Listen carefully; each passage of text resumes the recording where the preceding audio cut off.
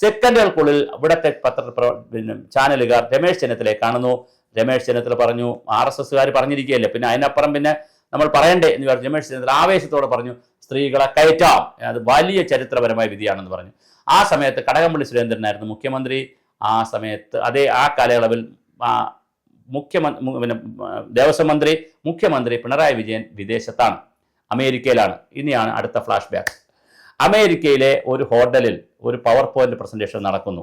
ആ power point പ്രസന്റേഷനിൽ പറയുന്നത് ഏതൊക്കെ മുതലാളിമാർ ആരൊക്കെ പങ്കെടുത്തു എന്നൊന്നും ഞാനിപ്പോൾ പറയുന്നില്ല, അതെനിക്കറിയാം.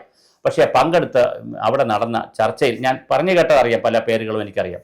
അപ്പോൾ അവരും അവരുടെ ബിനാമികളും ഒക്കെയാണ് അവിടെ പങ്കെടുത്തത്. അവർ അവിടെ നടന്ന ഒരു ചർച്ചയിൽ രൂപപ്പെട്ടൊരു കാര്യമാണ് ശബരിമലയുടെ ഈ സാധ്യത. അതായത് 200 ഏക്കർ. അപ്പോൾ തന്നെ ശബരിമലയിൽ ഈ വിധി വന്നുകൊണ്ട് തന്നെ മുഖ്യമന്ത്രി അവിടെ ഇരുന്നുകൊണ്ട് പ്രസ് റിലീസ് കൊടുപ്പിച്ചു. വളരെ അടിയന്തരമായി 200 ഏക്കർ സർക്കാർ അനുവദിക്കണം, കേന്ദ്ര സർക്കാർ.